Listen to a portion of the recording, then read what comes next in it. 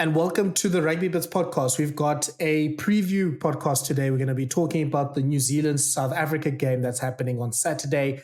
And we're going to be looking at the two teams and the selections and the game plans and what this game means for their World Cup preparation.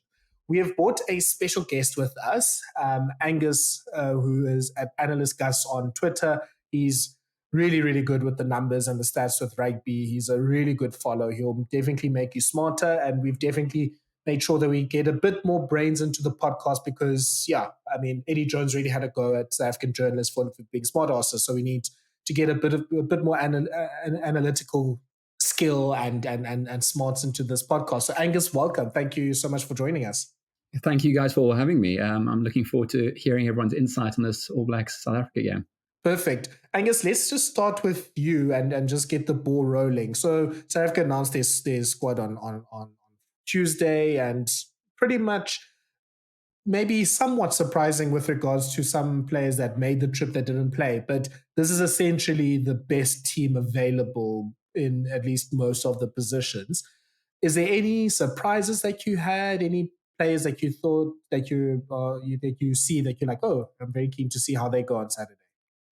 I think in particular, I was more focused on the bench. Libbok being on the bench was an interesting one for me because I feel like that means he's probably leapfrogged Creel in that 6-2 split. And obviously, most people think that seems pretty standard considering he's a fly half. But with the cover we have on that bench and comparing that to our 15. We have players who can cover a 10 across the board with Damien being able to cover everywhere almost and Willie Leroux being able to slide between 15 and 10 and goal kickers in both Faf de Klerk and Colby. So Libbok being on the bench after Creel spent his whole kind of extra 5 or 6 days down in New Zealand because he flew down early, that was a surprise to me. And then Thomas du Toit as well, having another chance at loose head will be interesting for me to see. Hopefully gets a bit more time on the park so we can see him scrummage it a bit more. Yeah, I think it's with the Thomas du Toit one, it's obviously interesting also because Trevor Nyakane was the backup for the Australia game, and now it seems like he wasn't selected for this game as well. So, and we obviously have a little bit of an issue at loosehead because Oxenchair is injured, and just trying to build up that depth at loosehead. So I think out of the people that went to New Zealand early, it's Gerard Steenkamp, Jesse Creel, and Jean-Luc Dupré that have been selected. Exactly, and the Trevor Nyakane one's quite interesting to me because I did some research on this a while back, and this is his 6th match day squad that he's missed out on when he's been fit and available for any match day squad. So, and that's not including the English game where he obviously wasn't available because he had to go back to his club duties. So this is 6 matches in a row now where he's been available and fit, but he's not made the 23, which I guess begs a few questions around whether the Boks are saving him or whether they feel he's not at it at the moment. He's not at his usual kind of high level. So that'll be interesting to know how that develops over the coming weeks. Sure. Just to pick up on that point about Trevor Nyakane, his maybe unavailability in the last few squads, and just some of the things that Angus talked about. Any other surprises for you, or any other things that you found very interesting in that 23? For me, the thing was probably the lack of pre-sent players to be involved in this game. I think that's probably caught everyone a little bit by surprise. On the Creel thing, funny, it was going 2 ways for me. I actually expected Creel to start this weekend at 13, but with Lukhanyo Am getting through Australia, they obviously there's some thoughts behind it, but I assume it's kind of like he just needs a little bit more game time. I mean, it was quite clear, like everyone on Twitter was jumping on Lukhanyo saying, oh, he's lost it, blah, blah, blah, all the usual shit. And it's just a bit about match fitness, I think, probably with him. He needs to be in the zone, but he's also got to forge that relationship again with Damien Delendi. So, that's important.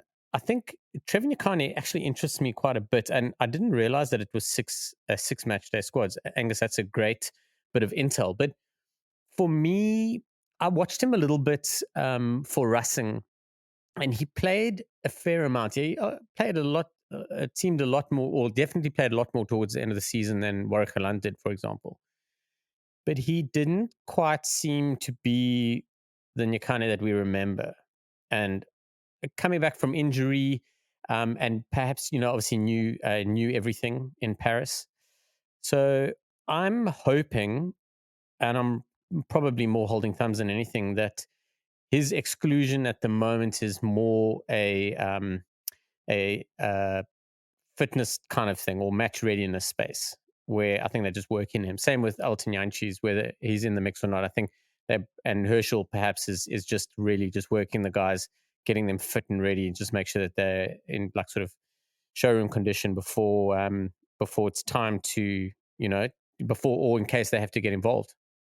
Yeah, and it's interesting just seeing how the different French players have been managed by the different squads. I think, Sean, you were saying earlier today that the Argentinians have basically said they're not going to select their players that went far in the French competitions in these first two games, versus the Wallabies have played Will Skelton in these or are playing Will Skelton in these first two games. So maybe Nyakane is also But being now the managed. locks they have to. That's also fair. But it's true though. You're bang on. It's very interesting. Like it's something. I mean, Angus, you've obviously you a little bit more on the pulse than me, but it's something that I find super intriguing. Is the different mindsets and ideas on how to manage players coming out of spaces. So not a forced managed situation. Like for argument's sake, the French guys were not allowed to be in the French setup for X amount of days, but the non-French guys that played in the top 14 had to be released for their international sides, and now those sides are managing them accordingly. And as you mentioned, Skelton and Arnold are jolling. And Chakes has said, it's almost all, it's not, but it's a massive chunk of the top 14 Argentinian players are being held off. Incidentally, they're all coming back for us. So it's going to be fun. But yeah, it's interesting. I love that. That's the kind of stuff that really piques my interest quite a bit. Kooks, let's bring you in. So just on the other side, the All Blacks have selected their team on Thursday morning. Probably the biggest surprise is the mission of Damien McKenzie and the selection of Tamati Williams on the bench on debut, as they say in New Zealand. Any other things that caught you by surprise for the All Black selection?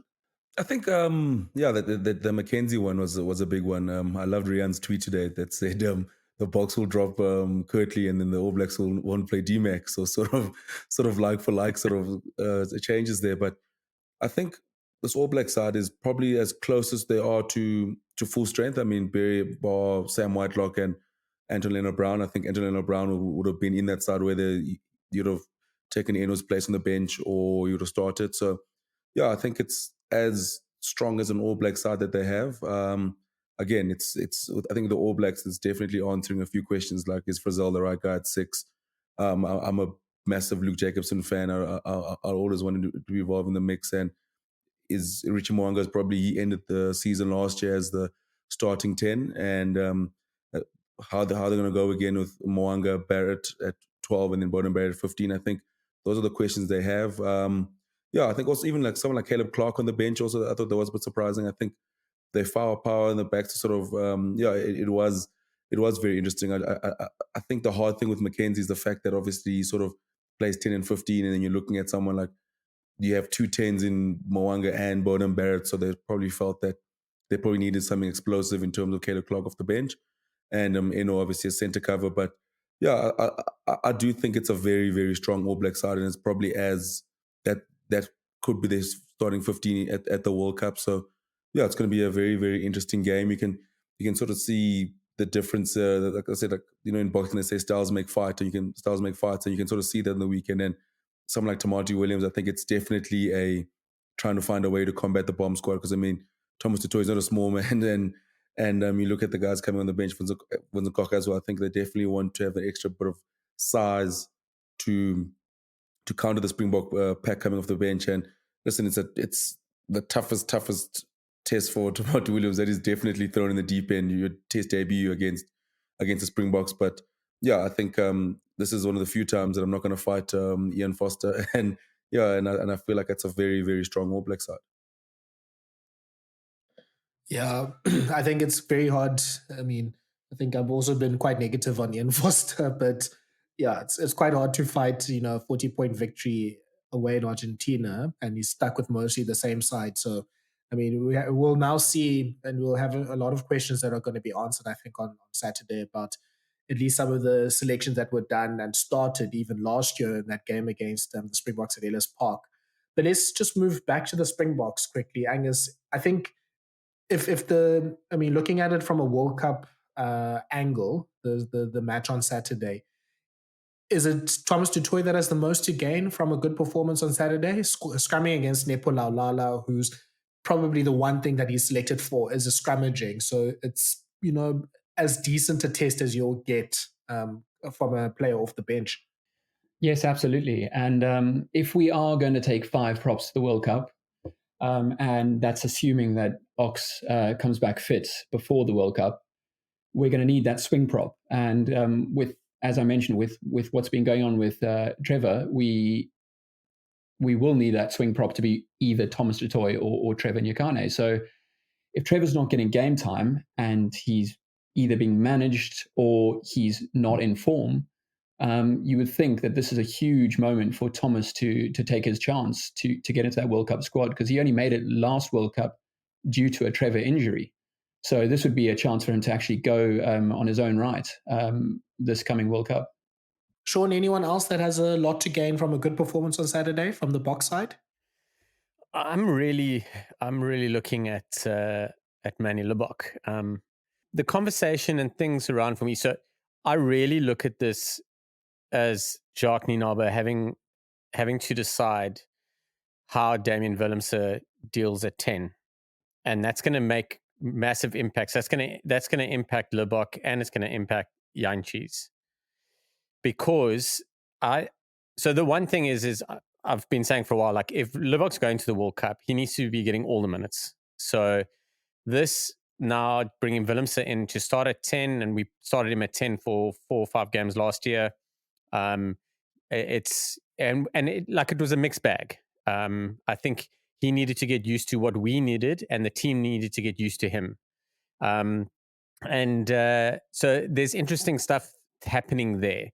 The thing is Libbok, I would prefer to be playing more so he can get minutes, because it's clear that he's probably front runner to be the second choice 10. But if Willemse doesn't perform, or if Willemse doesn't do as well and Libbok does well, that really changes the dynamic, because that could really open the door for Jantjies. Funny enough, I feel if we decide that Willemse is not really going to be a viable option at 10, that means we were relying solely on Libbok as your second choice. So that's, for me, what's going to happen. It's both 10s. I'm interested to see what happens there, because I think we all really agree that Willemse has to start. It would take a lot. I suppose, listen, the 10-15 axis on Saturday last week against the Wallabies showed that we could possibly leave Willemse on the bench and as player 23. But I think he's got a lot further than that. I think he has to start. So we're really going to be making some very hard and very tough decisions about what's happening and where it's happening, whether it's 10, 12, or 15 regarding Willemse, or if he's player 23. So, sorry, a long-winded reply, but my focus is going to be on those 2 players and what happens there. The other thing is I'm super pumped that Grant Williams has got a look in again. I didn't think he would, because I thought he was a little bit further down the pecking order, but I'm very happy. I mean, Jared's a massive fan, and I've grown to become more of a fan. I've really liked him a lot of the time. I thought his kicking maybe was left a little bit wanting, but everything else about his game is epic. So it's the backs that I'm focused on as per usual. I agree with that as well. I'm really happy to see Williams on the bench. I've kind of been quite vocal about the fact that it does seem like we have two different types of scrum halves. We've got like our game managers in De Klerk and Hendrickse, and we've got our finishers in Reinach and Williams. And obviously that doesn't mean I'm excluding Herschel, but currently the way the Boks are at the moment, I don't see Herschel making that World Cup squad. So it's definitely between those four for me. Yeah, I actually mentioned a couple of weeks ago. I think Reinach and Williams are fighting out for a spot, and I think the other two spots are between De Klerk, Hendricks, and Jantjies, and that's how it's going to be. It's not a case of take your best three. We've got two clear roles, as you mentioned, in our nines. But last week, having both of our speed nines playing, Reinach showed that he's actually got a game management vibe about him too, which we knew, but we never really got to see it too much. So he really threw a cat amongst the pigeons as well, I believe. Yeah, I agree. I think what hurts Herschel, I think Herschel's probably the only scrum half in the camp that's sort of the best of both worlds, can sort of game manage and sort of a bit of a finisher. But I think what has hurt him is when he had that dip in form, Jane Hendricks sort of emerged, and then Grant Williams emerged sort of, and then I wouldn't be surprised to see Herschel starting against Argentina. I think I do think the Bok management still do love Herschel, and in the years of service he's put in, so I wouldn't be surprised. I would definitely think he'll get a crack against Argentina, but yeah, sort of Herschel does put himself in a tough boat because if you have him on the bench, there's two better finishers in Reinach and Williams, and to start and Fafs to get better game manager, and sort of, so that's a tough place for him. He's sort of caught in that limbo, and I mean, it's a good place to be. I mean, Herschel did end the season playing. I thought he sort of found his good form. I know in the final, the Storm was in general one of their best. It wasn't one of his best games, but he sort of, as the URC went on, the better and better he got. So I would love to see him sort of getting another crack. I think he will get another crack. But yeah, it's very hard to sort of fight, because I think for Faf, and I think Jaden definitely comes back, because I mean, he showed last year how good he was. I think, yeah, it's just hard for Herschel, because yeah, if you're going to put him on the bench, it's hard to convince anyone that he's a better finisher than a Grant Williams or a Kobus Reinach. Listen, what Muti are Jantjies and Pollard having? Like, we talk about his dip and whatever, but those two, every World Cup here, they hit their straps. Like Jantjies wasn't great, but he had a flipping brilliant end to the season, and it's a World Cup here. And Pollard, like, frankly, has been up and down, but my word, he's been dominating when he was in the Premiership. Like, World Cup here, and everyone like comes out from hibernation going, we're in the mix now. Yeah, it is quite a funny trend for the two of them. And I think we've got a few other guys looking like they're peaking as well. I definitely think the Boks game, I mean, the coaching staff's plan was always for the boys to peak now. And they've had this, as Rassi mentioned a long time ago, they've had this year this was the year they were expecting to win the World Cup, not 2019. So they've had their age profile sorted. They went to that 2019 squad with a group of players that they knew 90% of them could still play in the 2023 squad. So it was always meant to be that they were going to be aiming to peak around this time of their careers. And I'm finding it really interesting to see how they manage the squad over the next few weeks. I know you mentioned players playing against Argentina. I think the result this weekend will decide which players play in the actual rugby championship game against Argentina. And then that friendly in Argentina will probably be a very different squad. We might see a lot of rotation for that game. Yeah, I think the Dion Ferry Invitational will be going to Buenos Aires, and then the big guns will be saved for the game at home. But we both know Steven Kitsov is going to find himself on a plane to Argentina. No one has more air miles than Steven Kitsov this season. One way or another, he's going to Argentina. His passport must be so full. Like, every match, he's just like, here we go again. Played pretty much every game for the Stormers, playing every game now for the Springboks as well. Like, his passport must be absolutely full. And look, I think as long as he's not in that Cape Town ground, he's happy. So just one or two other things I wanted to mention in terms of maybe things to look out for. I mean, yeah, it's been a social media narrative, but I am keen to see how Cheslin Kolbe and Makazulu Mapimpi go. There is definitely pressure from Curtly Arendse, and he's done his part in performing as well as one can do in his first few tests.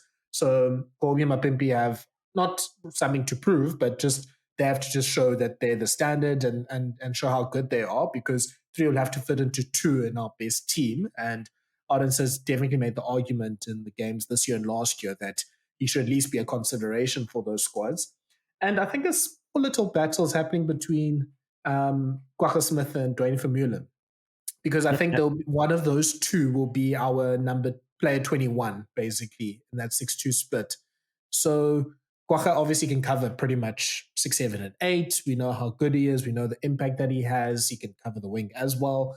And Dwayne showed last week that he's back to, the Dwayne that we know and love, and that he can make a big impact. He can almost be that Franco low experienced person that can make an impact in a game. So obviously one's starting, one's coming off the bench, but I think the player 21 in our big matches in the World Cup will probably be between those two players, because they have both the experience, they have the knowledge, they have the skill, and they obviously are great on the ground as well. They can make a big impact in a big World Cup game. So I think Kwagga Smith and Dwayne have a little mini battle to see who's going to be in the first choice 23 and who might be, almost like the leader of that second choice team that plays like the likes of Tonga and Romania.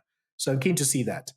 So let's look at the opposition. And I mean, New Zealand, the last time we faced them, we had the 2-test series against New Zealand in South Africa. We thrashed them in Bombela. It was probably one of the best test matches of the Jacques Nienaber era. Like, you can't really ask much more than how they performed in that game.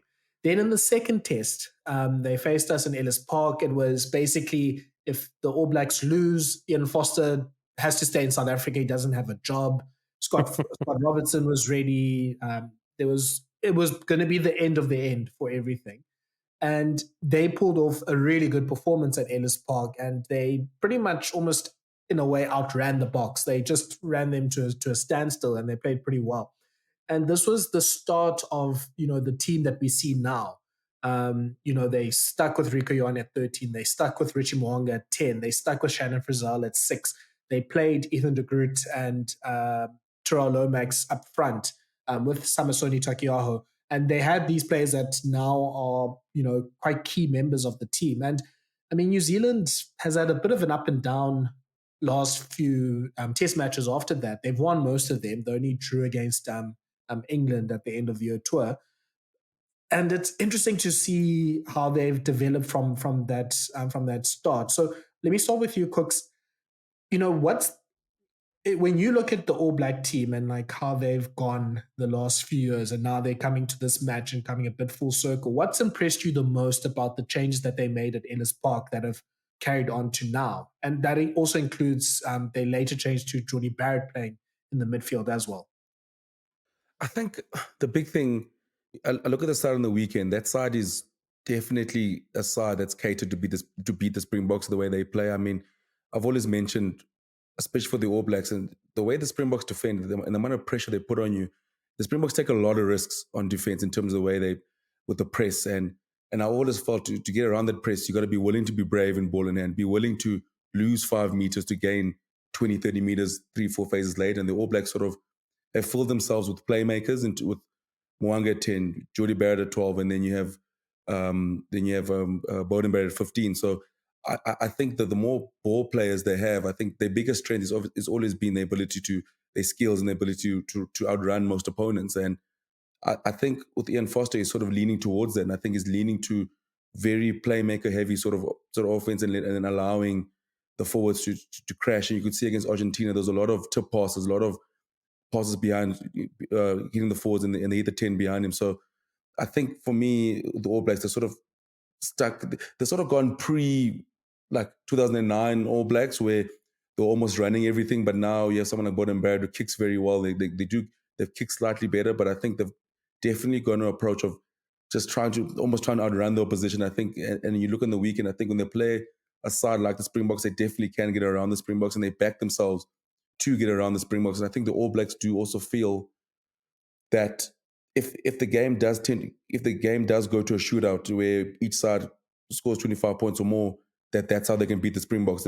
I don't think they're going to want it to be a big physical forward of big test or sort of test match rugby with the Boks want, winning 15-10 or 15-12. I think that's the last thing the All Blacks want. I think they're going to back their skills to get around the press, make the decision, force the Springboks to sort of make better decisions on defense, force them, if they are going to rush, back themselves to have the skills to get around it. Because, I think they're in a weird spot where the All Blacks, it feels like it's definitely not the strongest side going into a World Cup, but they do feel like they can pull together results, whether it's the skilled players coming through, and I think they feel like they can do that.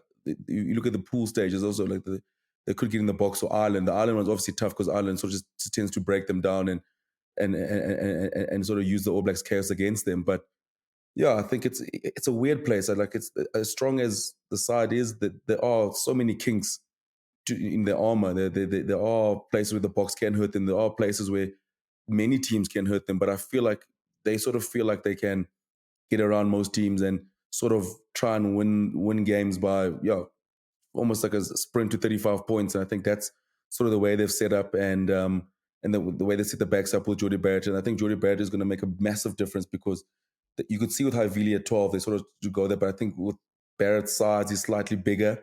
He can sort of give them the front foot ball, and he's still good enough to sort of play passes behind. So I'm not going to be surprised to see the All Blacks sort of, they'll definitely be looking to run most of the ball and looking to hurt the Springboks, especially on turnover ball.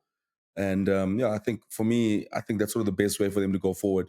I think it's too late to sort of try and tinker things now. I think they'll play a lot differently under Scott Robertson. I think the way with Ian Foster now, it's almost sort of try to run everything and sort of let the skill players go to work. Yeah, I'm not going to ask Sean this question. Let me ask rather Angus. Angus, what's your thoughts about the Jordie-Rieko centre partnership? I mean, I really like Jordie at 12. I've been saying that for quite a while, and my ideal All Blacks backline does have Jordie at 12. Whether it has Rieko Ioane at 13 is a different story entirely. For me, in the perfect All Blacks backline, I would have I'd have Rieko at 11. I'd have Goodhue probably at 13, and then Bowden 15, Jordie 12, other wing Will Jordan, and then Mo'unga at 10 with Damian McKenzie covering every single position under the sun on the bench. So for me, that's the way I would set up an All Blacks backline. Oh, we need to get you on here more. We really do. Kooks, I know you want Angus on here a lot more, but I'm gonna be on your team now, because Angus actually talks sense. The only thing that I'm gonna question on your I don't, and I know Thala likes Goodhue at 13. I actually believe Goodhue is a better 12, but I think Goodhue struggles when you move him between 12 and 13, which the All Blacks like to do. He needs to sit somewhere and he needs to stay. But Kooks, and just I'm going to touch on something just that I thought of when both of you were chatting. Kooks, you're right. The All Blacks, in order to get us, they have to breach us out wide. So they're gonna want to. I think they're gonna play it up front to suck in, and then they're gonna go. And the thing is we struggled a little bit defensively on Saturday, so we need to clean that up. What happens is the All Blacks, we recover very well when we breach. The problem is the All Blacks historically have always finished us off. So they're one of the sides that are the best at killing us off once they do a line break. So that's why I also believe they're going to go over. The other thing, which I'm quite interested in terms of defense, is Damian de Allende at 12.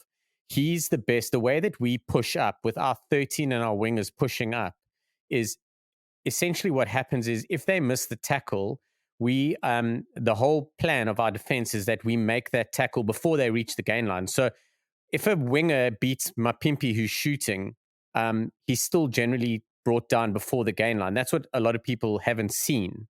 And that's what we do. The whole thing of this is like if your winger slows a man down, but he is beaten and the guy's tackled before the gain line, it's essentially a win for us on defense. Damian de Allende is the best at that shift over from 12. So essentially what happens is he comes straight up And then when or Creel is pushing up at 13, and then the wing is pushing up, then your 12 basically straight line goes for the touch line, like just hauls ass. And we saw the first try the only try, I can't remember. Anyway, the try that Australia scored this weekend, where Estasen came across and just missed Koro Betty. It's those ones there that the 12 needs to be making. That's really what he does. So Damien Delaney, just purely with his experience at 12 and him and together, like him shooting across, he's excellent at that on defense. And that's where we're going to have to stop the All Blacks from making a line break and them reloading and killing us off. And you're so right about the killing us off part. Once they get that line break, it seems like 9 times out of 10, the All Blacks end up scoring a try. And what I've noticed in our last few matches against the All Blacks is the fact that they always seem to be trying something new against our rush defense. I've seen with different kick passes, we've seen them go like long kick passes across to the likes of like Savarese rather, sorry. We're getting those kick passes that happened in the 2019 World Cup. We had that sort of kick pass play that they did to Ardie Savea in the Ellis Park test, I think it was. So we've seen quite a few different ways they've tried to get around our rush defense, particularly using a kick pass. Yeah. But I'm interested in, I think last year opposition sort of targeted the channel of Havili and Richie Moanga. I think the Boks did that very well as well, especially in Mbombela, where they're just sending runners and Damon Delindi and Visa's coming in and carry, because Havili is a great ball player, but it sort of struggles a little bit defensively. Now, it's going to be interesting how they sort of attack Jordie Barrett. I think Jordie Barrett is a better defender. And obviously the size difference. And I think with Jordie Barrett, I think he can sort of he can sort of hold Delindi sort of, because I think Jordie Barrett is an underrated ball carrier. But I'm also interested to see the way, I think the All Blacks sort of last year, I think the first test against Ireland was sort of attacking the Aaron Smith was always hitting the third runner, sort of spreading the ball out with the pass, not even the first man, or for the second man, even the third man. And they did it very well against Argentina, especially in the first half. So it's going to be interesting how they use that. I think they'll try to sort of use that tactic of using Aaron Smith's pass to sort of hold the Bok forwards. And I do think if they can, like someone like Scott Barrett he runs unbelievable lines. So that's an area they think they could, against the Boks, that they could target, but it can also work against them. Because the Bok forwards, they make huge hits. So it's going to be interesting how they use Aaron Smith and they use the runners that come around the corner. I think if the Boks can stop them there, it holds the All Blacks momentum. And I feel like with the All Blacks is Argentina sort of almost let them into the game, their runners, and then from there, the Oaks struggled to. Once the All Blacks get front foot ball, once the Oaks can offload and things like that, the forwards, and again, then it becomes an absolute nightmare to stop. So I think with the Springboks, going to be massive emphasis on those pods coming around, and obviously with Aaron Smith, the pass, he's got such a great pass, and it does unlock so much for the All Blacks. So it's going to be interesting how the Boks sort of counter that. Yeah, I wanted to bring that up. Well done, Kooks, on that. It was a really good point. Like, the width that the All Blacks get with Aaron Smith is ridiculous, and they really punished Argentina with that. And it's effectively like having a number 9 and a number 10, because he can just pass so wide. Like, there's this one line out, I think in the middle of the first half, it was a 2-ball, and Aaron Smith passed it basically to the midfield to Damian McKenzie. Like, he just gets so ridiculous. Much width and length from his passing. It's just ridiculous. So you have that width, and it's one way of getting around the rush defense. And like Angus and both of you guys have said now, like, it's going to be interesting to see what their plan is this weekend. And now they have Jordie Barrett in the midfield. So is it trying to get around it? Is it trying to get through it? Because what I think they did last year really well at Ellis Park was it was almost like a keep ball alive type of thing. Actually, they did 2 things really well, was the keeping the ball alive and making sure that, like, for example, someone like Caleb Clark was in the game as much as possible. They can do the same with Mark Talea. Then the second thing that they did really well was because we had that early injury to, was it Jesse Creel, I think, and then Am moved to wing and Damien Delaney moved to center. They targeted Damien at center. And I think it was just because of positioning, and obviously Damien's not really an outside center. and they just went at his channel with a lot of the counterattacks that they had.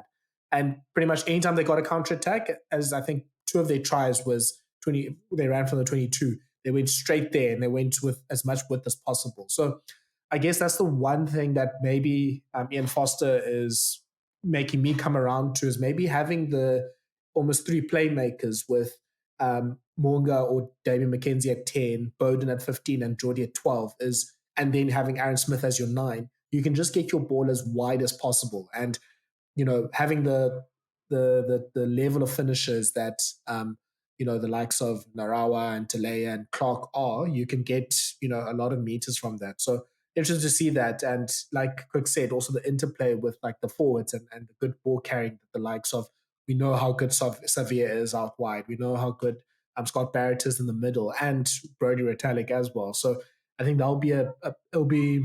I mean, last week we weren't tested at defense really. This will be a big test for our defense, and just seeing how we problem solve around that. Sean? The thing about Jordie is it'll be okay for us on Saturday, but come the World Cup, he's going to be different. Is when he's attacking, when he's got a carry on him and he's looking for contact, he doesn't have enough time. And these are very, very small margins, and he is a pro. But being a 12 and running those lines, is we will have a slight advantage, or should I say that the All Blacks will have slightly less of an advantage, because he's a big man and he's going to run hard, but there's just those little nuances that he probably still hasn't completely come to terms with yet. That's the only thing that's going to really help us in that sort of space for Saturday. But I do believe that that's going to obviously change moving forward. But again, like the All Blacks have always been the best when they've got a kick pass run 12, always. And so a kick pass run. So with Havili, they lost a little bit of that sort of run, the carry run, where like Nonu, he was crazy. He could do it all, and they haven't really like got that yet recently, should I say. There's been a couple of chopping and changing, but all comes down to the Anton Leonard-Brown and the Goodhue multiple injuries and all that sort of jazz. Sean, I think you need to lose I think you need to let go of that dream. I think the ALB and Goodhue, at least them starting in an All Black team, I think that ship has sailed, unfortunately. I don't mind. Goodhue, I'm not as sold on Goodhue. I really do rate him, but I think he's a better 12, and I think Anton Leonard-Brown's a better 12 than him. So I'd rather have Anton Leonard-Brown at 12, and I'd rather have someone else at 13. Yeah. Who it's going to be at the moment, I don't know. Leicester find Ganuku, if they're going to spend 45 million years fixing Ioane at 13, I mean, surely they could have put Leicester in the space, because I think he would be an absolute weapon at 13. But anyway, so yeah, Anton Leonard-Brown and Goodhue together, I don't know where I'd put who. I'd probably have to put Goodhue at 12 and Leonard-Brown at 13, just purely because Leonard-Brown's a better 13. But I still think the All Blacks need Anton Leonard-Brown. Imagine having Jordie Barrett at 12 and Leonard-Brown at 13. That would be flipping hectic, because they're two big humans. Yo. I still think the Rieko Ioane move to 13 is all due to Dougie Howlett. I think Dougie Howlett sent me and Foster a big check and said, listen, this man's coming from my record. Please explain this to Angus. Please explain to Angus exactly Angus, what this is. This is the best. So Angus, there's a thing called, this is my theory, there's the Dougie Howlett curse. Every person that's gotten close to breaking the New Zealand try scoring record, something happens to them. Sevilla was like unbelievable, Julian Sevilla, and then somehow forgot to play rugby. Rokothoko, unbelievable, then forgot to play rugby. Then Rieko Ioane is probably at the best chance, gets moved to 13. I'm telling you now, this curse is real. Will Jordan's going to get shifted to 15 and something's going to happen to him again. Like, no one's going to break this record. And Bodden Barrett, last year, they mentioned the test that, no, Bodden Barrett is nearing the record. What happened? 65 concussions. I'm just telling you, this curse is real. But I tell you, someone, Azet Toyava, he also All Black like once or twice and then went to France for like 6 decades. He was in with the mix. He was in the mix as well. He could have done it. Jordie-Rieko got like 64 seasons in the top 14 and like from the age 27. Just keep playing top 14. Like, why couldn't he play with All Blacks? He was like 3-4 tries away.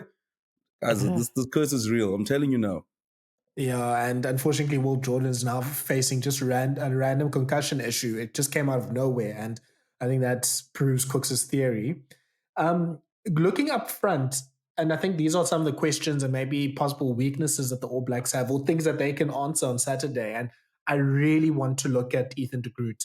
Um, yeah, there's been a lot of people on Twitter and a lot of people that know their stuff have been saying he's a really good scrummager. He's obviously, we know how good he is around in the loose, but I'm still, I don't know, there's just something that is holding me back from, falling into that take and saying he's one of the best loose heads in the world and all that sort of stuff. And obviously, tests don't get much bigger than Frans Malherbe and, trying to face him up. Wow. But yeah, I think Ethan de Groot has a lot to prove here. And I mean, frankly, the likes of Scotland and England and Australia and Argentina, the games that he's had, I mean, those aren't really the tests that facing the Springboks are.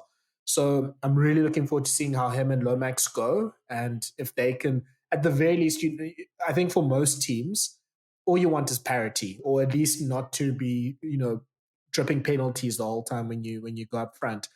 And it'll be interesting to see how he goes up front. And then Shannon Frizzell is interesting at 6 as well, because I think there's definitely an argument for having Scott Barrett at 6 once Sam Whitelock comes back. So, and look, frankly, he's played pretty well. I think he's played at least similar to the level that he plays at in Super Rugby, and he looks really good as a number 6. He's no Jerome Kano, but he's good enough. Now, do they stick with Shannon Frizzell at 6 later when everyone's fit? Do they go to Scott Barrett? And Frizzell, I think, will do himself a lot of good if he can have a good performance on Saturday and show that he can be, the number 6 for the All Blacks. So they have a lot of questions up front that I think will be answered on Saturday. Kooks, what are the things that can be targeted by the Springboks against the All Blacks? Even as we've talked about, how much they've improved, there are still some weaknesses that we saw, and Japan even had a comeback against them. England had the draw. Argentina, they got some parity in the second half. What are the weaknesses that you can see from the All Blacks? I think up front, I think that's the big one.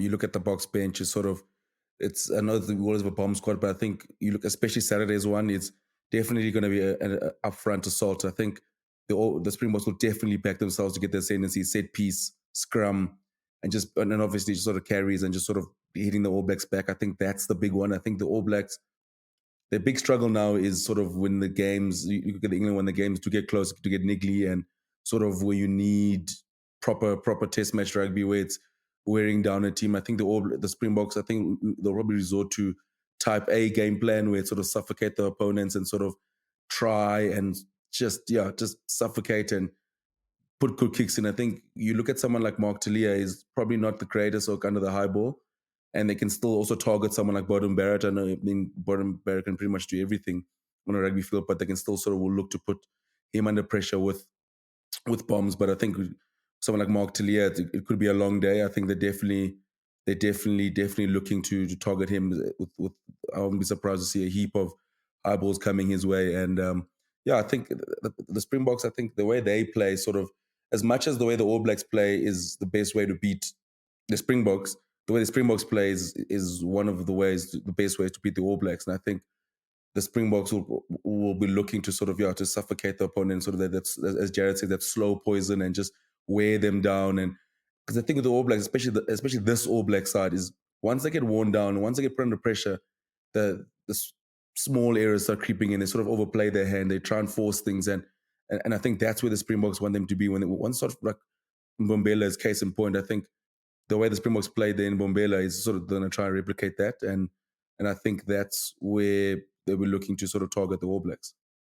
And Angus, I think looking forward for New Zealand in the Rugby World Cup, I mean, they've improved quite a bit, but there's still, I think, a little bit of a softer underbelly there. And I mean, Cooks even mentioned, Rieko Ioane is still a bit of a novice there at number 13 and someone that people can run at And yeah, as you talked about the upfront as well. For the Springboks, like what are the things that you like? What are the things that you're looking for that you know they have to hit if they want to win on Saturday? I mean, I think Tamati Williams is a big one for me. I know a lot of us have kind of already spoken about him and praised him, but he's a 23-year-old swing prop. How many 23-year-olds do you see who've mastered loose head and tight head? It's very rare. So he's coming up against a very experienced tight head in Koch when they both come on. And I'm hoping to see some dominance in that field from Vincent. You should be seeing some dominance from him in that area.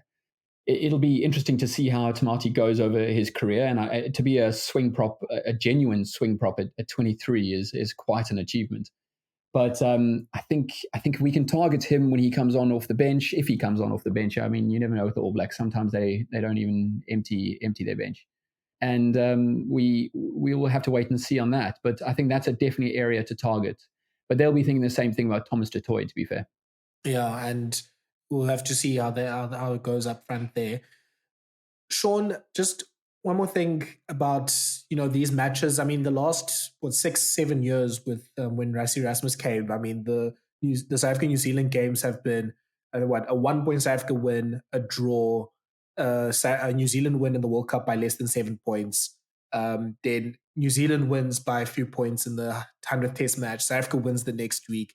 Then it's South Africa that wins in Bombela. Then it's New Zealand that wins probably by the biggest margin, I think, in those games. What has made these games so close between South Africa and New Zealand in the Rassie and Ninabe era? I think just making it competitive again. Like Rassie started it off, and Ninabe's kind of carrying it on. But we've all got the love back for the Springboks. Like we don't love them because we're Springbok fans. We're loving them and their vibe again. And that was huge. The Springboks lost its aura for a while. Like people feared the Springbok, they didn't feel the Springboks for a long time. And that's what happened. Like the All Blacks played here a while back, and they knew they were going to win, and we knew they were going to win, but we just hoped that we'd show up for at least 60 or 70 minutes, and that's massive. And like now the All Blacks wandered a little bit off, but they seem to be back. And the best part about it is we've named the biggest bench and the biggest team that we've done in a while. We're super happy after a great result. But if you look at the All Blacks, when they name their side this today, and then you're like, whoa, this is actually going to be a good game. No one in their right mind would say that this is going to be an absolute walkover for either side. Like a blind fan will, or a one-eyed fan, should I say. But, that's the thing, is the competitiveness is back. We don't know who's going to win. It's not like someone should win. We know it can go either way. And that's the best part about it. And that's the best part about sport. Like everyone is going to be down for pre-match. They're going to be ass on the couch watching the TV, watching Mats do intros and chats again and do all that sort of stuff. And then get ready for pre-match and team announcements and anthems and haka, and then the game kickoff. Like they're going to be asses in seats for half an hour, 45 minutes before kickoff. That's what it's all about. Like that's what we want. It's our biggest rivalry. It's their biggest rivalry. It's Australia, not really. But that's what everyone wants to see. The whole world wants to watch this game. It's not just us. Like everyone's talking about it. So, I love it. I'm pumped. Yeah, well, Rieko Ioane said he hopes that they can post 40 on the Springboks on Saturday. Great attacking player. Great attacking player, but he's not a complete 13. Great attacking player. He's got gas to burn. Great winger, eh? Imagine they played him on wing. How good he'd be. Yeah. Yeah, I think he's having flashbacks to the game we won't mention in 2017. Let's then just look at just one more thing about the Springboks. Kooks, anything that you are a bit concerned about with the Springboks? Like you're just having a watchful eye over it, being like, okay, we need to sort this out, or this player needs to show some form, or whatever the case is. I think us as fans, and I think we all want to see Lukhanyo get back to his best.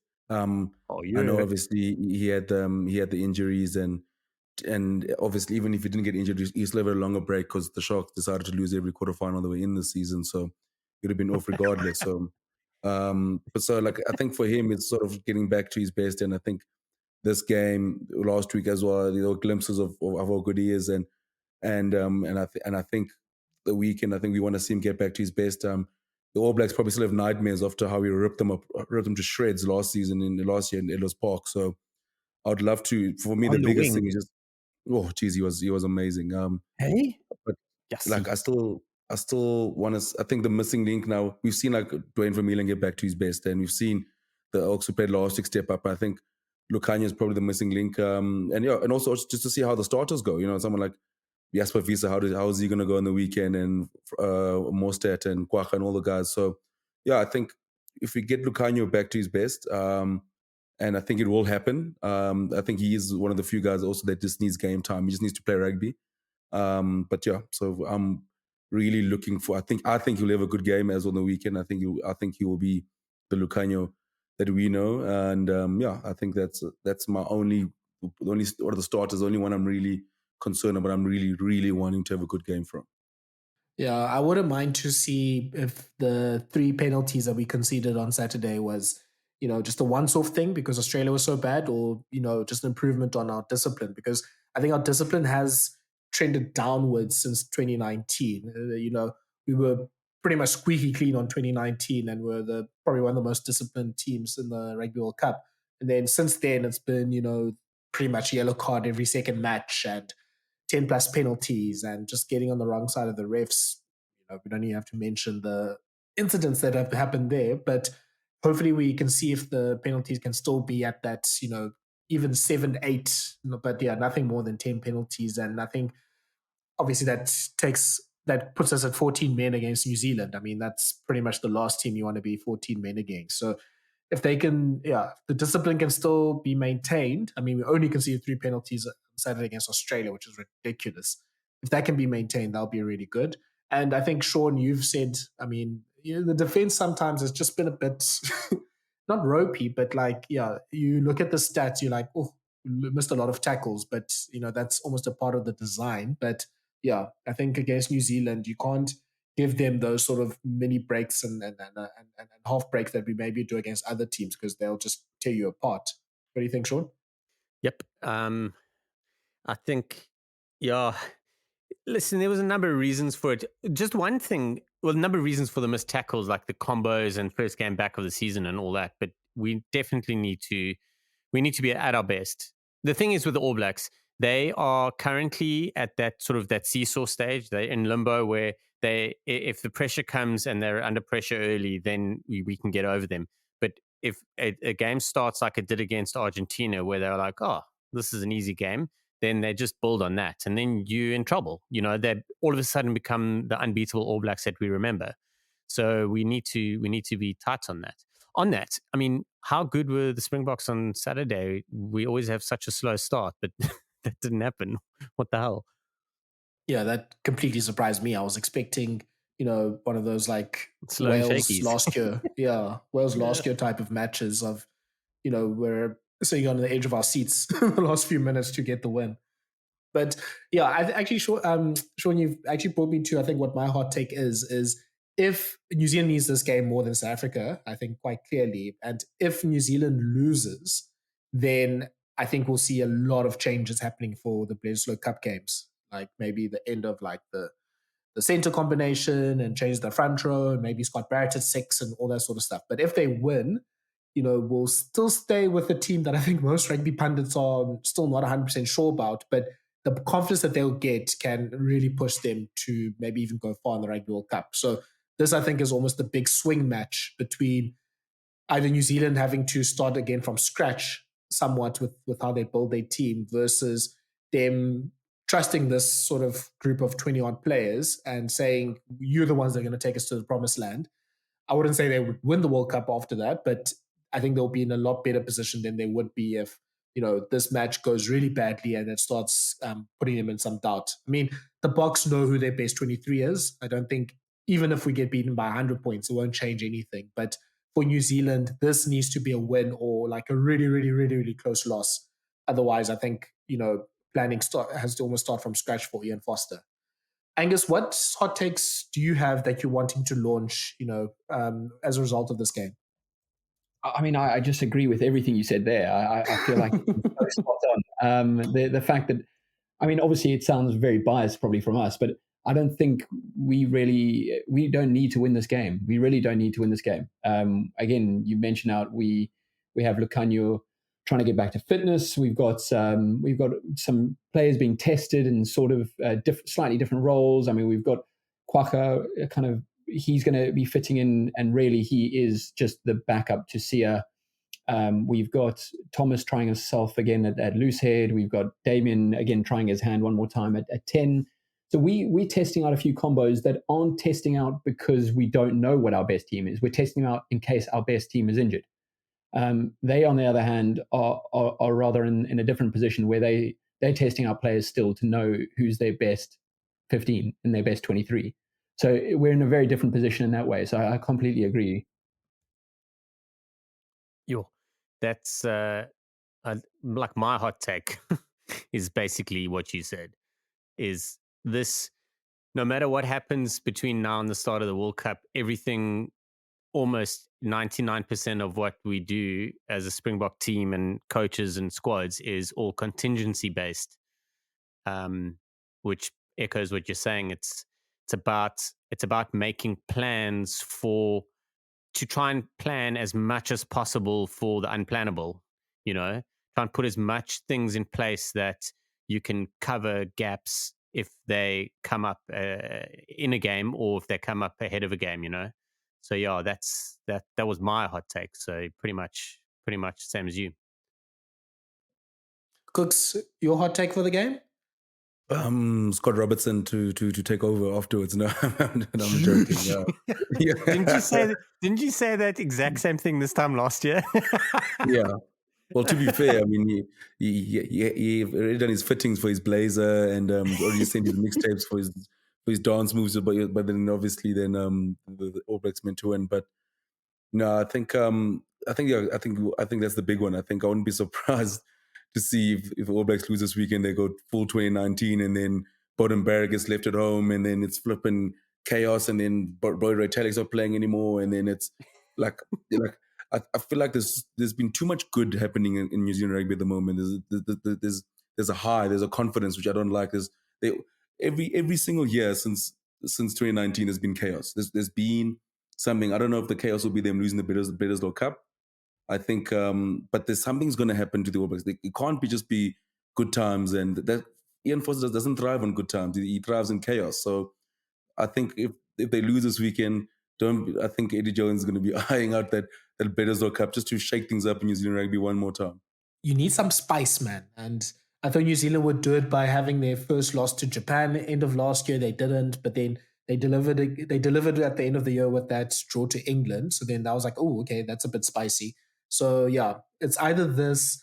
We know how the Bledisloe is going to go now. They'll have a close match in the first game, and then they'll paste Australia by like 50 points. So I don't think the spice will happen there. This has to be the game that something happens that throws things a little bit off kilter for New Zealand. How many times have we watched that movie? We're like, ooh, the Wallabies are in with a shot of the Bledisloe. Oh no, they've just taken hiding. It's like 54. But why does Australia keep on? If each World Cup cycle, Australia always makes sure the last home game for the All Blacks is a 50-point win, a 30-point win, just to make them feel good before they leave the shores of New Zealand. Like we need it. They do it all the time. It's like we'll give you the first test, and then the second test we're going to win by 40 points just to make sure that our morale is high. 100%. It's for the world. They're doing it for the world. And the absolute worst thing that could happen is if Australia win the Bledisloe Cup this year. The absolute worst thing that could happen for rugby, because then the All Blacks are going to be like, right, we're going to show you. No, I think you're right. Like they need to, the Wallabies need to be in with a shot, and then they just need to roll over and just like, thank you, dude, just for all of us. Thanks, man. Bye. No, I'm worried now that this talk about if Ian Foster somehow loses the Bledisloe Cup, but we've talked about that every year, and then Australia disappoints us, and they didn't show anything at Loftus that says that will be different. Let's go into predictions and seeing what we want to see in the game. Oh, just one more hot take about the game is I think we're going to debut a new right foot, left foot situation for our kicking for poles this weekend. We're going to do it like they do it in football and just have, if it's a penalty from this place, it'll be Damien Willemse. If it's a penalty from that place, it's Chase and Colby. Yeah, you're going to have like all the players like come around like it's a free kick in football and they're discussing, okay, no, this is your angle. No, this is yours. Okay, it's a left foot one, it's a right foot one. Like we're just going to have like, see like pictures of 3 or 4 of the box all whispering to each other and just saying, okay, I've got this. Faf saying, no, I can do it. I can curve it around. Like this will be our innovation to rugby now. And you'll just have someone that's going to be the right foot kicker, someone's going to be the left foot kicker, and we can take it in from there. Angus? Oh, I would be all for that. I would love to see that. Anything on the right-hand touchline, you get your left-footed kicker going. Anything on your left touchline, you go for a right-footed kicker. That is perfect for me. I actually had a look at those kickers' stats because I had a look at this early in the week. I was going to post it tomorrow probably, but of all the Springbok goal kickers' stats from 2022 to present, and Faf has 6 out of 8, so 75% in Springbok matches. Cheslin has 7 out of 10, which is 70% in his matches since 2022. And Damien Willemse has 8 out of 14, which is 57%. So those are our kicking options for tomorrow. Oh, sorry. Yeah. Well brought up because it's true. But listen, so not true, but I mean, I had a look at the stats. I didn't know the exact numbers. I just remember that Faf and Colby were actually not bad, and Willemse was a little bit shaky. But when he first kicked for the Stormers way back when, I think he was kicking at about 78% or something, I think. So when he's more consistent as a kicker, is a little bit better. But Thala, didn't the Springboks when Colby and Faf were kicking, didn't they alternate? Weren't they doing that left right? Or was it just their changeover that threw me? But I'm almost sure they were alternating at one stage. I think that might have actually happened on against France. It might actually be something that they've already done. I don't know, Angus, if you remember correctly, but I remember that we started with Colby, then it went to Faf, and both of them just decided that we're going to be Dan Carter today and just slot everything against the French. Colby was so shocked. Slotting. I was so shocked. I think one curved from Faf even. Like it was crazy. They did alternate, but it was because Colby got red carded. So it wasn't by a bit of a dampener. About that. Oh yeah, we forget about that minor detail. Yes, yeah. So I'm sure there'll be some shenanigans with the kicking and everything on Saturday. Kooks, I don't know if you're back, but yeah, what is your thoughts about the Springbok goal kicking? Definitely, I love that there will be shenanigans. I still love the fact that the Springboks going to test like a under 13C rugby side with 3 kickers. I'm all in for that. And Jacques saying, yeah, they'll decide on the day. They'll see who feels what and everything. I was like, what is going on here? Like, this is what we used to say in primary school. Who was right next to him. And he was right next to him. Right next to him. The type of that disrespect, eh? I want Kwaka to step up for a kick. You know he's going to nail it from 55 meters. That you could play him anywhere, do anything. He'll do it. He'll kick. He'll play wing. He'll play scrum half. He'll play hooker. You know it. He's got everything. Okay, let's go into this now. Let's actually start with the other game that's happening on Saturday. Australia's playing Argentina for the who's going to be more worried about their World Cup build-up game. Yeah, I think both teams desperately need a win. But Michael Check, at least, I think there's some plan that Argentina has. As we talked about earlier, they're reintroducing the big French players that they have, like Malia and Chocobares, and Kramer's going to come back at some stage from his ban, and Sclavi as well. Australia, geez, they need a win. So I'm going to go just for chaos and just to see Eddie Jones sweat. I would love to see an Argentina win. So I'm going to go for a sneaky Argentina win. Sean? I'm actually on your team there. I think Argentina win but I do also think that Eddie Jones makes the All Blacks work a hell of a lot harder for the Bledisloe Cup. So I'm going to go Argentina by a ball hair. 1. Angus? Sorry to mess around with the format, guys, here, but I just realized I'm completely stuffed up that Colby stat. It wasn't because he got red carded, it was because he got injured. Same thing. Toy got red carded. He just doesn't get banned. My prediction for the game, I would say I think Australia are going to take it. I know it seems ridiculous after their awful performance, but I really do think Australia will win that one. Yeah, look, I mean, I think they've got probably a better team than they had on Saturday. They've picked a winger at 14, and now Kanitoa says that last week they picked a rugby league. They picked a rugby league player, and I don't know why they did that, but we digress. Are we ever going to see him in Union again? I hope not. I really do. I hope not. He's in that Shante, Happy, and those sort of players that really didn't deliver the goods from league. After Eddie Jones is done with him, he probably won't even get a contract in league. Who's that guy that's coming in? Swahili, Joseph Swahili. I hope he's a lot better than this because, I feel like they overhype these rugby league people and they most times are not great. Kooks, your Australia-Argentina prediction? I think Australia. I think my hot take is that I think Australia will be fine. I mean, they've been even under Dave Rennie, they were so inconsistent. So I think we'll get the good Australia on the weekend. So yeah, I think they're also quite comfortable at 13, 15 points. Yeah. Also, shout out to Will Skelton. I realize that he's coming to Cape Town in December, so I just want to make sure that if he listens to this, he knows that I'm a fan and I like him. It's too late. It's too late. After the stuff you said about Rog, no, mate. I can't believe you kind of backtrack. If you're listening to this, I'm such a big fan. You are a great lock. I don't think you're a world-class lock, but you're almost there. You're almost there. So please don't hurt me because I want front row seats in the Stormers La Rochelle game. I just want to say to Will Skelton and Rog, it's Thala. So it's only 25% of the rugby blitz. So you can't really judge us on that. I mean, he is spicing things up, but we all generally agree. But yeah, none of us have said a bad thing about you. We all think you guys are the greatest, and we look forward to having you on the podcast. And you called him a WWE wrestler, didn't you? Why no, you put more petrol on the sumo wrestler. Sumo wrestler.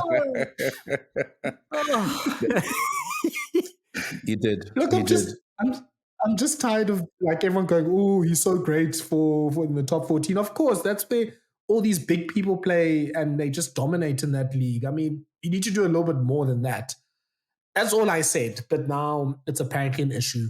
So I just want to make sure that I do apologize. And please don't beat me up when you see me in Cape Town. So we can move on from that. Or Angus, do you have any other apologies you want to make? No apologies. I won't be calling any players sumo wrestlers anytime soon. I'm terrified of coming across Tamati Williams in a dark alley. All gold. Look, that was good. I think you need to pick yourself. I want to make an apology. To all the people that ran Sansa, I apologize for my rants about you guys playing on Thursdays, and to the faithful in New Zealand for making the Springboks play in a club stadium. I apologize. I take it back. I'm a better man now. But I'm just saying, Eden Park is right there. That's all I'm saying. It's right there. Just make the games there. But I promise myself that I'm gonna apologize to Sansa and I'm really sorry for my takes. But just Eden Park's right there. That's all I'm gonna say. But I promise to be a better man, and you guys must be better as well. Let's meet halfway. You be better, I'll be better. You guys must be better.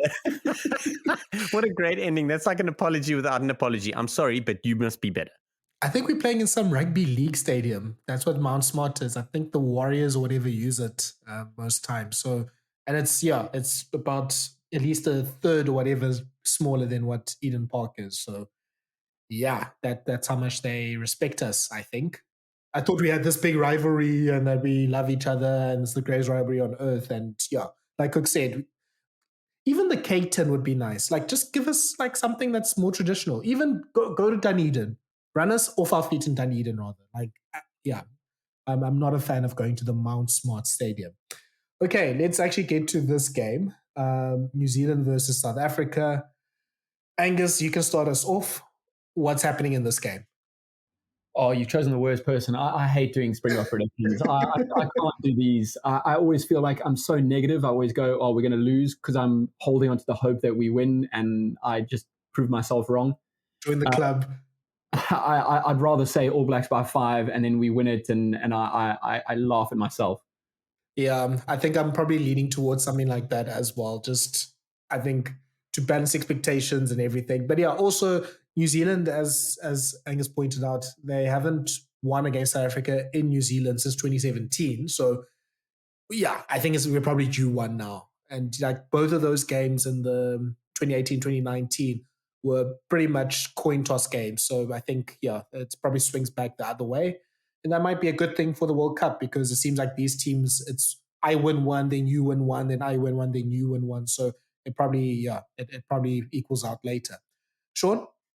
Well, if it's going to go with I win, you win, it's our turn. And that means the Springboks are going to win by really nothing. Like it's going to be a penalty somewhere along the line or a drop kick, but I'm going to go by 1.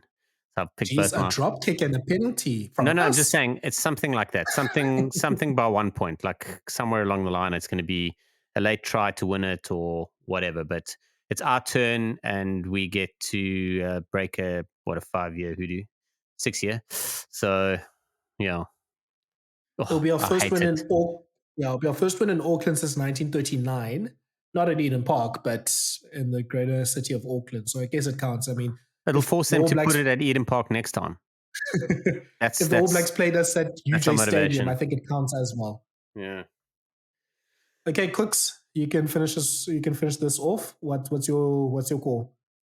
Well, I mean, like I love your Angus is right. Like the last time we beat them was last they beat us in New Zealand was in Albany when you played basically in someone's backyard. So I think they're going with that plan now of sticking to small stadiums. But I was leaning even last week towards the All Blacks win, and then Eskom decided to give us stage 6 load shedding for the entire weekend. So I think that's what Jordie-Rieko was gonna use, because pretty much always play better when the country's in a dark place. Literally now this time we're in a dark place.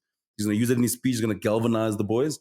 He's gonna deliver a great speech, and the Springboks will sort of brighten up our weekend, because in South Africa, clearly, with all the issues we have, once the Springboks win, they all seem to disappear for like a weekend. So I'm going to go Bok win by 5. Yeah, I guess you mentioned a good thing. I mean, I'm sure Jacques is going to say something to my pimps about, making sure that the lights are on, in his heart, since the lights are not on at home or something like that. Right, Cooks? Yeah, 100%. And, like the Springboks play, they play the best rugby when the country's in disarray. And Jordie-Rieko knows. I feel like Jordie-Rieko spoke to Eskom as well, just like asked them just to push those stage 6 out for like another week, just to make sure that the Springboks are sort of highly, highly, highly motivated. I mean, I think I'll take the stage 6 load shedding if it's going to end up in a Bok win. I mean, but the tough thing is, like, what happens if the Boks win? The game ends at 11. Like, there's people having bras from 8 o'clock. So like, you can't now stop drinking at like 3 and like function and go to like a brunch or like a late lunch. You just like drink the whole day. And as South Africans, I feel like we will continue that momentum. I feel bad for the people playing like club rugby at 3 o'clock. It's a tough place to drink after the Bok winning. Still gonna play rugby as well. I think it's going to be a good day for beer, but a bad day for club rugby players who are having to celebrate the Bok win and still have to play rugby themselves. But Kitsy and Marks, they've just launched a beer, and it almost seems like it's the perfect beer for what you're talking about. Like, what's gonna happen, or like if some people are gonna be drinking all day. Maybe you've seen it, but it's called Bomb Squad, so it makes sense. No, it definitely makes sense. If I was playing rugby in the Boks win, I'm telling you, I'm not playing. I'm telling the coach, like, sorry, I'm not playing today. You can find another player, but I'm not available. Sorry. Play me at your own risk. I have another question. What my pimps are we getting? Are we getting 2019 my pimps in 2023, or are we going to get 2022 my pimps who's got the red mist around him from kickoff? Because It depends. The one that says "shut up" to Nick White. Yeah. we might get that Mapimpi. I've got a feeling, or you might call Will Jordan a Ferrari and sort of just attack him as well. No, we'll definitely have some sort of like outburst from Makazole, because even the end of last season, he was getting into the refs' faces a little bit. Him and Bongin Bonambi were not, the refs' favorites. I don't know if they're doing a good cop, bad cop type of thing now. Yeah. And maybe Kolisi's like, oh, sorry, I've got them under control, don't worry. But you remember how you're just pointing at you, shut up. Oh. Between that and don't be a smart ass, we're pretty much set. We've got all our content for the week. And just to finish off this podcast on a bit more of a somber note, actually, first of all, we heard the news that Eben Etzebeth's father passed away. Someone that I think is a big member, figuratively and literally, in the Tigerbird community as well. And he was known obviously for a lot more outside extracurricular activities, but also just someone that was also known, I think, in the Tigerbird rugby circles as well. So big condolences to Eben. It seems like he's chosen to play. So if he wants to, trying to commemorate him as well. And then finally, also to Nick Costa, we heard the news that he passed away on earlier this week too. And Nick Costa played Bath and for Stormers, and just a lot of great things that were said about him as well. In commemoration to him, obviously he dies at like 30 odd years of age. It's really tragic, but just remembering some of the memories. Like I grew up in high school, or I was in high school when Nick Costa was the biggest thing in schoolboy rugby, and I think from people that talk about it, he's probably one of our best schoolboy rugby players, at least in the last 20-30 years. And the talent was obviously there, and it came out even in the professional rugby as well. But he's definitely someone that made a big impact in our rugby circles in South Africa and in the UK as well. So just rest in peace and condolences to his family as well. Yeah, tough time for the Etzebeths and the Costas. So we all think the all rugby communities come together, but it's been a tough week. Yeah, and hopefully, that is hopefully just something to remember as well. And I think it's something to where we can see how they commemorated as well on Saturday. But yes, gents, let's end it off here. Thank you so much, Angus, for joining us today. And thanks for making us all a bit smarter as well. You can see that it descends a little bit when there isn't an adult in the room. So Angus, thanks so much for joining us today. Oh, thank you again for having me. It's been a pleasure. And that is just our preview of the South Africa versus New Zealand game for Rugby Bits. We hope you're going to enjoy this. You can listen to this just before the game. If you start the podcast at about 7:30, you should be finished before the haka starts. And please like and share and subscribe to this podcast and share it with the rest of the rugby world. Let's get up those rankings for Apple Podcasts and all the other podcast platforms. And please follow us on social media as well for more news and things that are coming out from the Rugby Bits page as well. And we will talk to you after the Springbok game as well. Cheers.